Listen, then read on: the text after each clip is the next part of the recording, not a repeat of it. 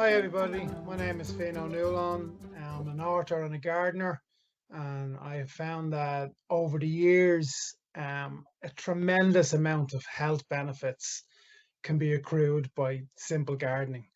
I mean, there's the whole achievement, reward, psychological benefits of stepping out into your garden and sowing some vegetable seeds, growing some herbs, and harvesting them on and incorporating them into your diet, and even using them as beauty products and first aid treatments and making all sorts of wonderful lotions and potions.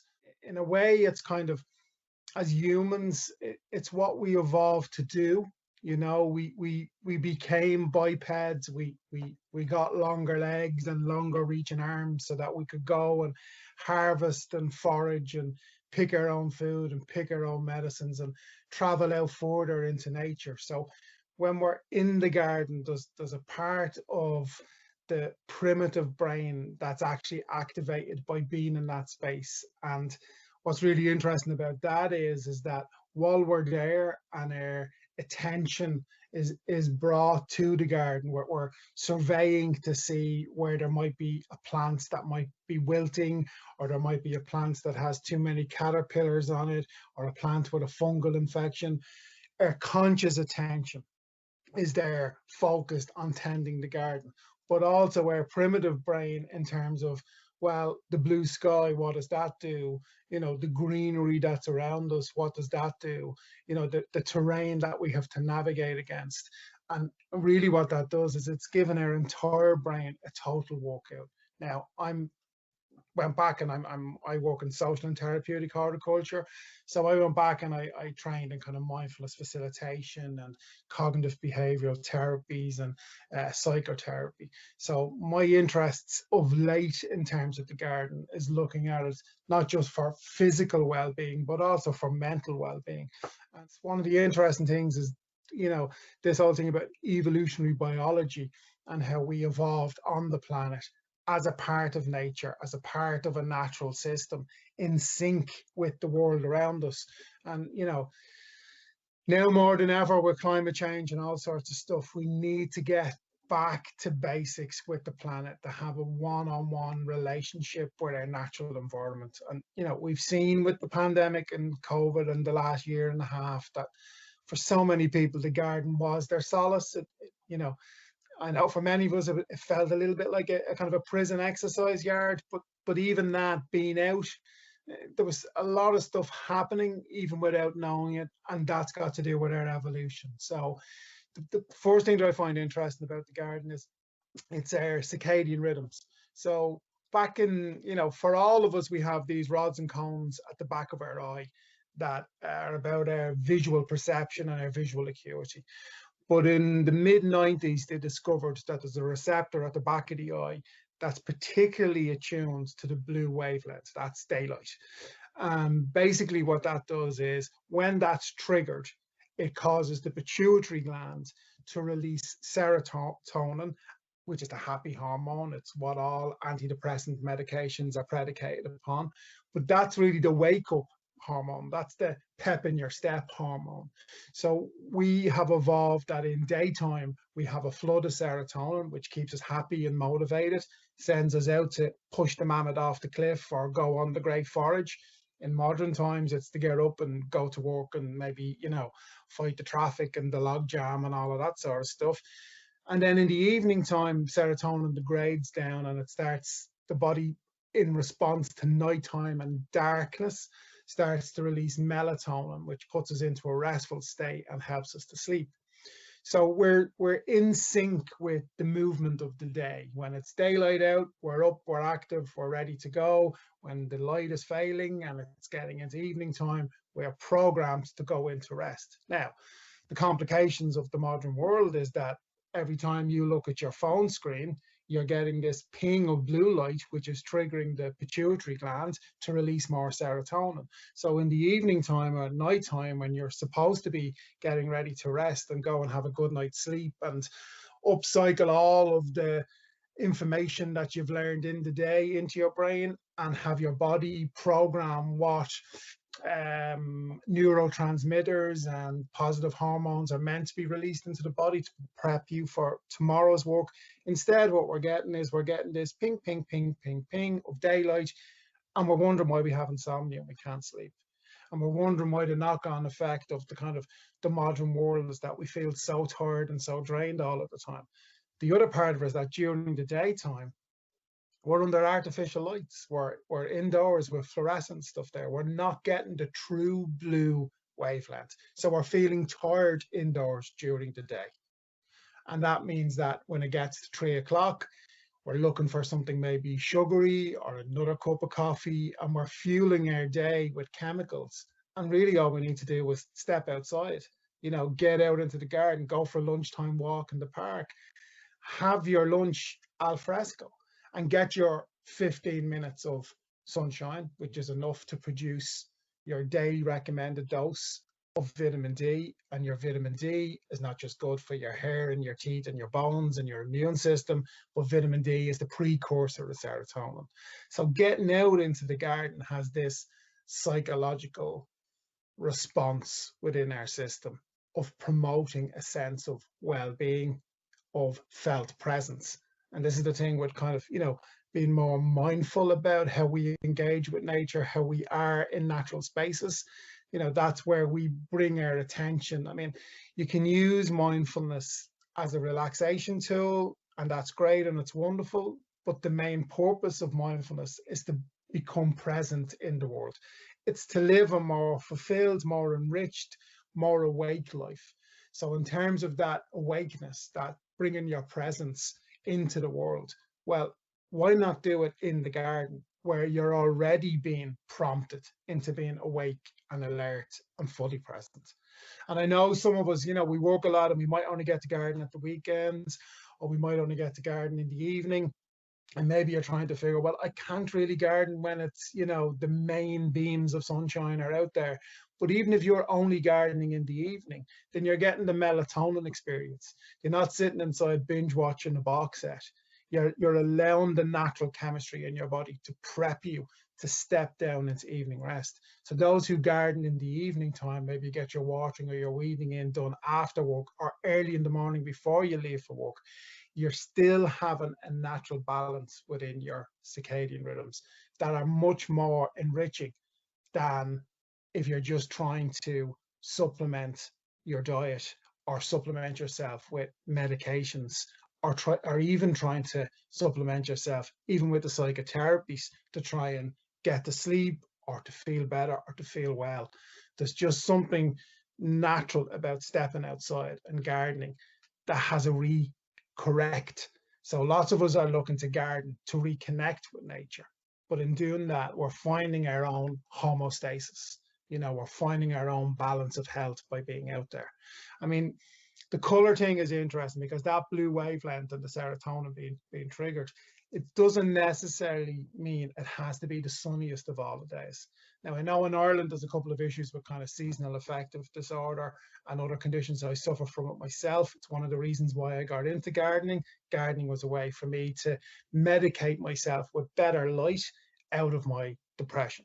But I found within it the physicality of gardening. I mean, I had a motorbike crash many years ago. It took me a long time to kind of recover from it, but I found that working within the garden worked specific muscle groups in a less stressful way than if I was working with an occupational therapist.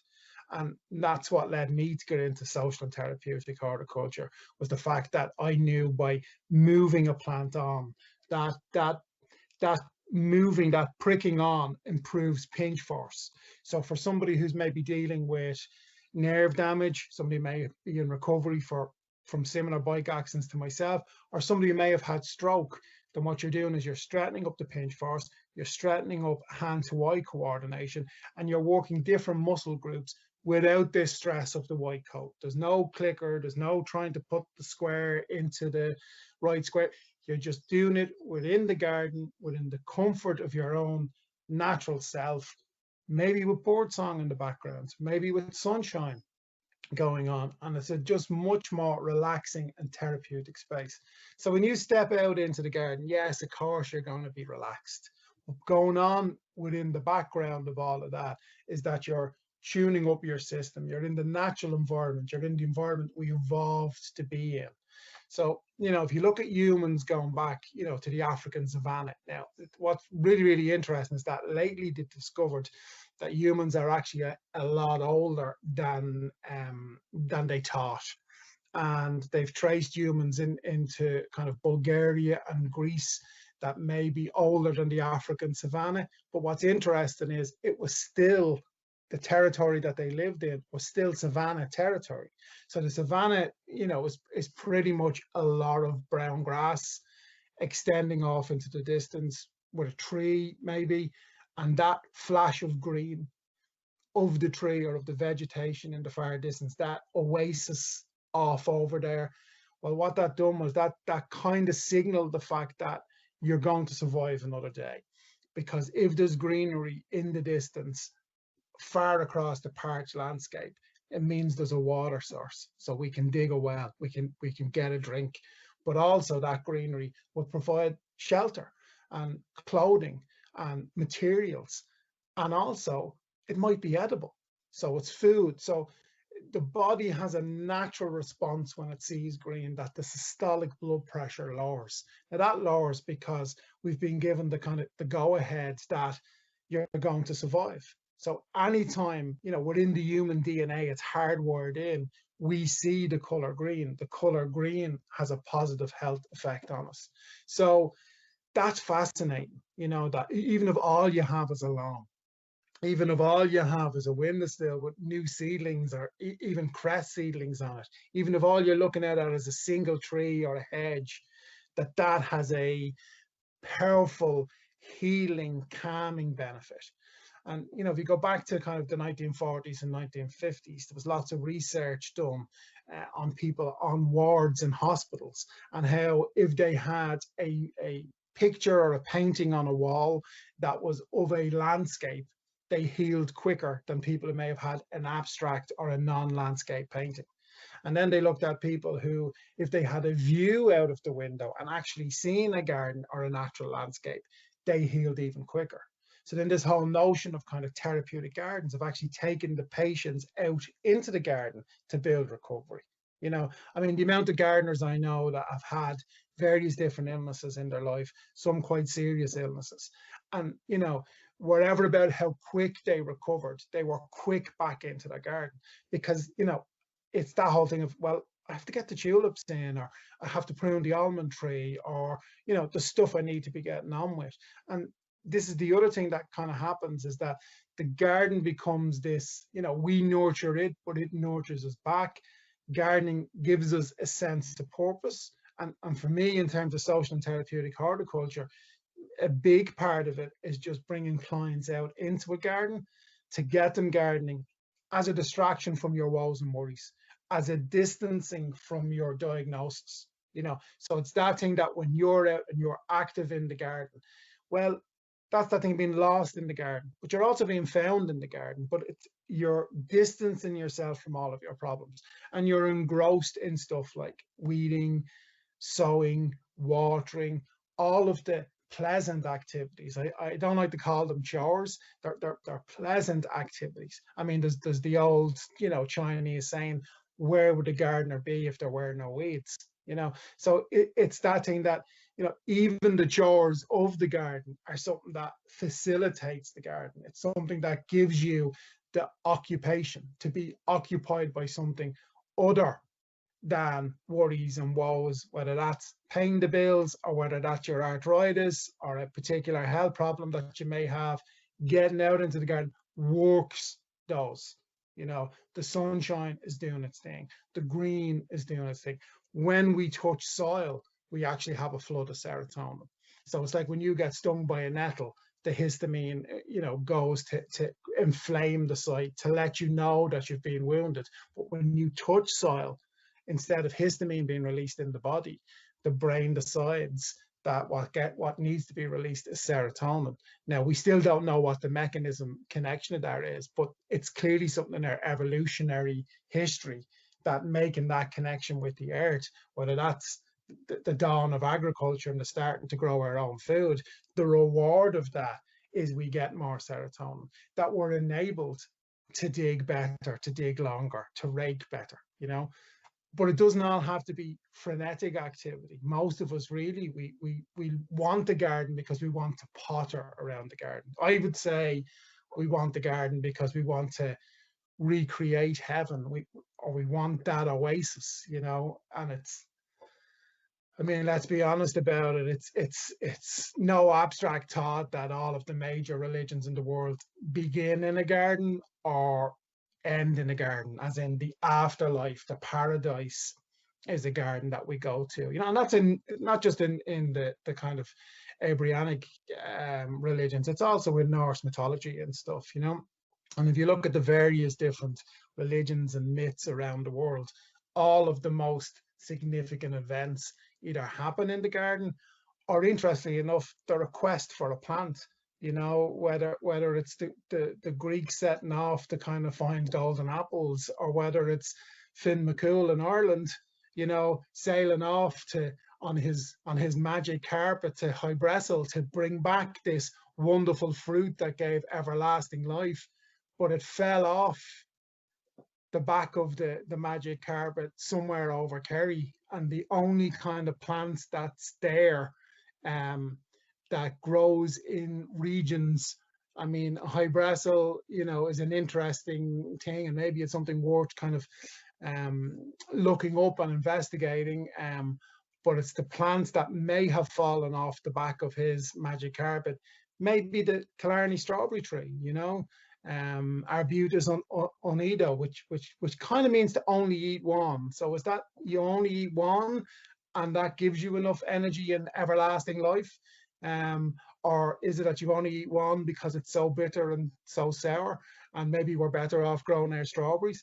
But what's interesting about that tree is this thing about everlasting life.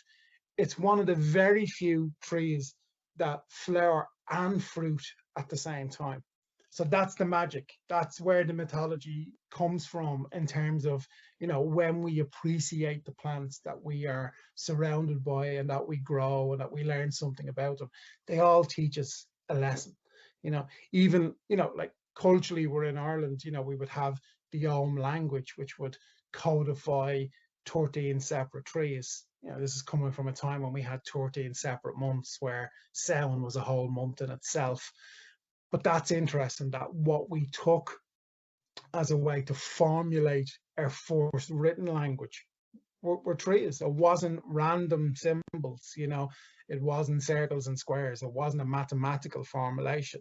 What it was the trees that we grew up with, that we harvested, that we were a part of. And, you know, the oldest laws in Europe are the Breton laws, which are our laws. You know, they were the first laws to be written down, and contained within that are whole tracks about trees, and which trees you can cut down and which trees you shouldn't cut down, and which trees are bountiful. And, you know, within that then there's also the law of the beekeeper, which personally I think is just something beautiful, which is that if you keep bees, at the end of your harvest you would give some of your honey to all of your neighbors, because your bees fed off their flowers.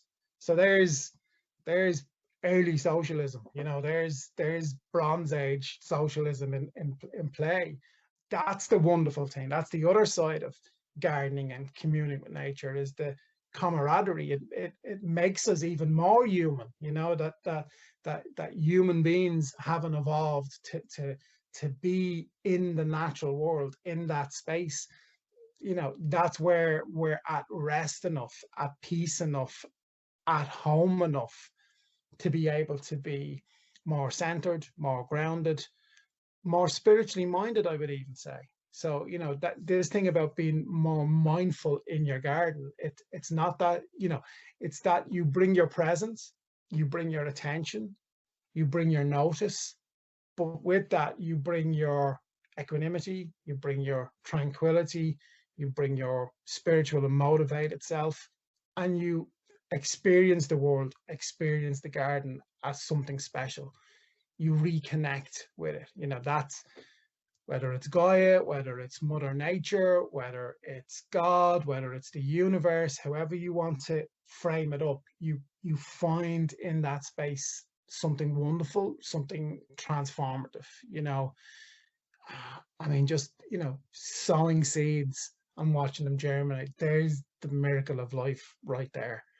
Grounding them on, tending to them, caring for them, nurturing them, that enhances your own nurturing capacity, And they say that gardeners are amongst the kind of the happiest people in the world, and maybe a part of that is because we're engaged in something so wonderful, and we are not giving time to all of the stuff that isn't so wonderful.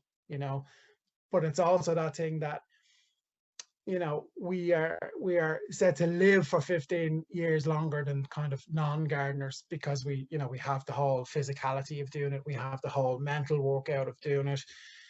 It's that thing that the garden is your green gym, the garden is your therapeutic space. You can choose to harvest the garden for health benefits. If you garden, you tend to eat whether it's your 5 a day or 7 a day, or depending on what part of the world, you're 21 a day, you will use it more. You will be more ecologically conscious. Gardeners are at the forefront of, leaving the dandelions to feed the bees, of not having so much plastic wrapping. We're aware of climate change because we're out in it. We see the bees are coming out at a different time of the year, or what they're coming out to is plants that have already flowered and gone. So their early nectar and their pollen that used to be there at one point of the year is no longer there, because stuff is flowering early, and it takes a long time for evolution to catch up. So the bees have not yet woken up. So things are flowering in strange places. Stuff that used to only flower maybe in February might be flowering in November. Stuff that used to end flowering in November may be flowering right the way through. Where's the match? Where does the pollinator meet its food source? And as gardeners, we're at the front of that.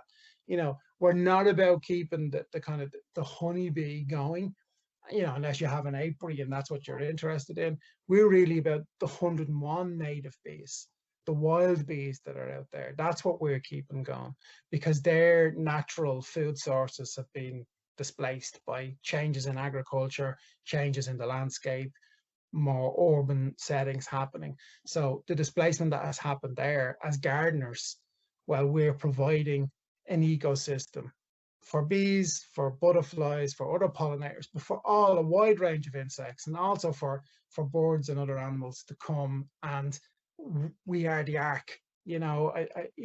I've heard this a lot lately. I've seen it written up. I worked for a school group a while ago who had this whole project to turn their school into a biodiversity ark, and to chronicle that. And that's wonderful.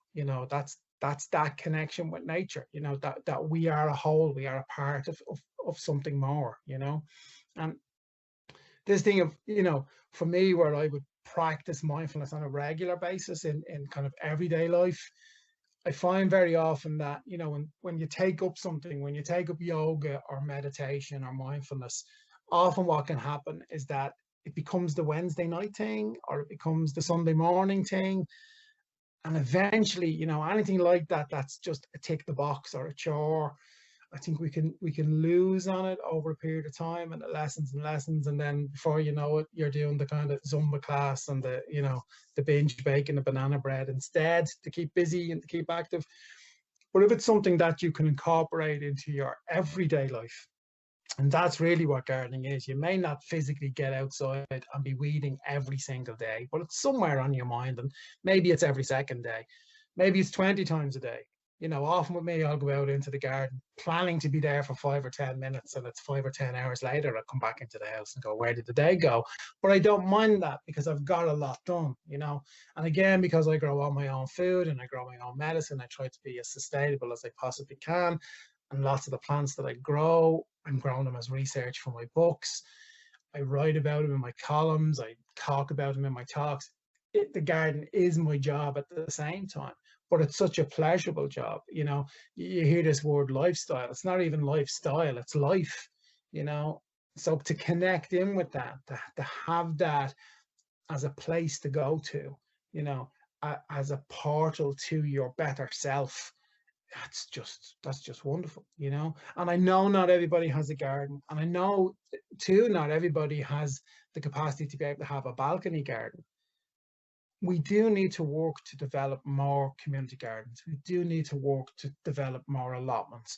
We do need to change the kind of concept of how do we plan our cities of the future. Now, there will be more roof gardens, there will be more vertical gardens, but they need to be more than an aesthetic or a tick box. They actually need to house biodiversity, but they actually need to be utilized by humans. You know, your local park can't just be a latrine for dogs or a space for antisocial behavior, and maybe once a week everybody goes out and flings a frisbee, you know. And I know some places are putting in the green gyms and various other bits and pieces, but you know, why does the park have to be surrounded by a monoculture hedge? You know, very often of something like beech, you know, which doesn't host a lot of insects, and you know, maybe once every 7 years gives off a mast of beech nuts, which are edible and can be used. But wouldn't it be wonderful to have our parks and green spaces with forageable hedges, you know, with hawthorn and blackthorn and blackberries, you know,